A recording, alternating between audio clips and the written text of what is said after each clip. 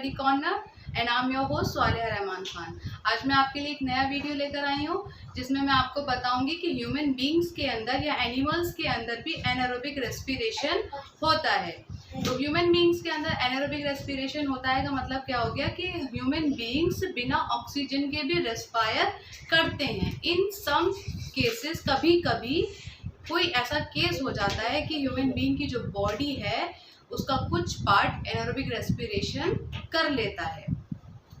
कैसे कि जब हम ह्यूमन बीइंग हैं, जब हम लोग कोई विग्रस एक्सरसाइज करते हैं, कोई ऐसी एक्सरसाइज करते हैं, कोई ऐसा काम करते हैं जो बहुत हैवी होता है, जब कोई हैवी वर्क या हैवी एक्सरसाइज आप करते हैं तो क्या होता है उस टाइम पर हमारी जो बॉडी होती है, जैसे सपोज करिए हम साइकिलिंग कर रहे हैं तो हमारे जो पैर हैं, हमारे जो लेग्स हैं, उनका जो मूवमेंट है वो बहुत ज़्यादा होता है।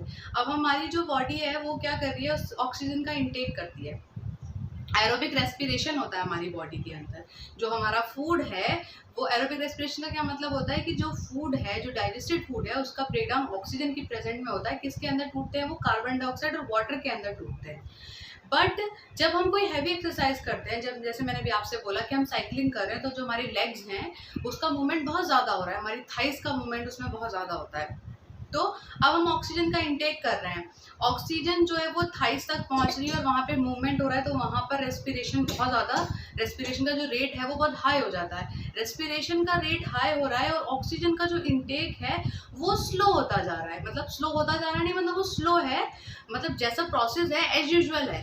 तो ऑक्सीजन वहाँ पर पहुँचने में उसको टाइम लग रहा है और रेस्पिरेशन रेगुलर हो रहा है। तो क्या होता है कि जो फूड मॉलिक्यूल होते हैं वो विदाउट ऑक्सीजन ही ब्रेक हो जाते हैं। विदाउट ऑक्सीजन ब्रेक होते हैं तो वो किस में ब्रेक हो जाते हैं बेटे? लैक्टिक एसिड में। एक नया प्रोडक्ट बन जाता है लैक्टिक एसिड। अगर आपने मेरा रेस्पिरेशन पार्ट का टॉपिक वीडियो देखा होगा तो आपको पता चल जाएगा कि एरोबिक रेस्पिरेशन क्या होता है, एनारोबिक रेस्पिरेशन क्या होता है।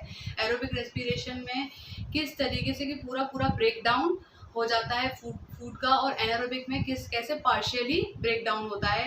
एरोबिक रेस्पिरेशन में बहुत ज़्यादा अमाउंट में एनर्जी निकलती है और एनारोबिक रेस्पिरेशन की जो एनर्जी रिलीज होती है वो कम अमाउंट की होती है। तो आप मेरा रेस्पिरेशन वाला वीडियो ज़रूर देखिएगा। मैंने लाइफ प्रोसेस का सेकंड पार्ट रेस्पिरेशन अपलोड किया हुआ है, उसका लिंक मैं डिस्क्रिप्शन बॉक्स में डाल दूँगी, आप उसको ज़रूर देखिएगा।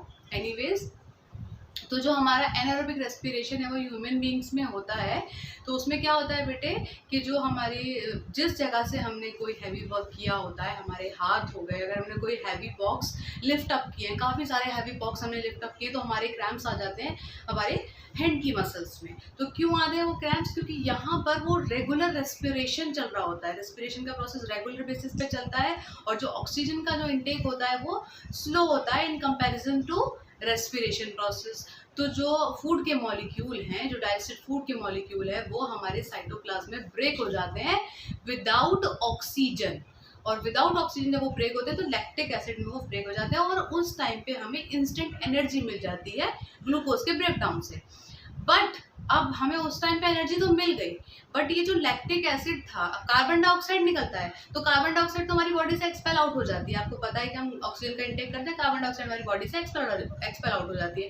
बट जो लैक्टिक एसिड है वो एक्सपेल आउट तो नहीं होगा, वो क्या होता है हमारी बॉडी के अंदर जो मसल्स जहाँ से हमने हैवी एक्सरसाइज की होती है वहाँ पर वो डिपॉजिट हो जाता है। जब आप बहुत तेज दौड़ते हो या फिर जब आप साइकिलिंग करते हो या कोई हैवी बॉक्स को लिफ्ट अप करते हो तो आपको पेन फील होता है, क्रैम्प्स फील होते हैं। वो बिगड़ा क्यों फील होते हैं? Just because of that lactic acid. उसका जो एक्यूमुलेशन हो जाता है हमारी मसल्स में, उसकी वजह से वो क्रैम्प्स आते हैं। तो लैक्टिक एसिड का डिपोजिशन होने की वजह से क्रैम्प्स आते हैं। और जो एनारोबिक रेस्पिरेशन ह्यूमन बींग्स में होता है वो किसकी वजह से होता है? ऑक्सीजन का रेट स्लो डाउन होने की वजह से, क्योंकि रेस्पिरेशन का रेट हाई हो चुका होता है। That's why see anaerobic respiration takes place in our muscles during heavy exercises like running, cycling, etc. ठीक है ना? anaerobic respiration हमारी बॉडी में कब होता है? जब हम कोई हैवी वर्क या हैवी एक्सरसाइज करते हैं। The sudden buildup of lactic acid in our muscles can cause muscular cramps. तो मैंने आपको बताया कि जो हमारा ग्लूकोज होता है वो, आपको पता है कि जो एरोबिक रेस्पिरेशन हो या एनारोबिक रेस्पिरेशन, तो उसमें सबसे पहले जो फूड का ब्रेकडाउन होता है वो पहले पायरुवेट में होता है। पायरुविक एसिड यानी 3 थ्री कार्बन एटम का जो ग्लूकोज है वो 3 कार्बन एटम के पायरुवेट में ब्रेक होता है और उसके बाद वो कन्वर्ट हो जाता है लैक्टिक एसिड में, अगर एनारोबिक रेस्पिरेशन हो रही है ह्यूमन बींग्स या एनिमल्स के अंदर। और अगर एरोबिक रेस्पिरेशन होता है तो वो कार्बन डाइऑक्साइड में टूटता है और वाटर में, और उसमें हाई अमाउंट में एनर्जी रिलीज होती है। इसमें भी एनर्जी रिलीज होती है बट वो इतने हाई अमाउंट की नहीं होती है। तो 2 molecules of lactic acid produced होते हैं यहाँ पर। अब जो ये क्रैम्प्स हमारी बॉडी में आ गए हैं just because of this high exercise और साइकिलिंग, तो इससे रिड ऑफ कैसे होगी हमारी बॉडी? ये जो दर्द होता है बॉडी के अंदर उससे रिड कैसे होगा हमारी बॉडी को?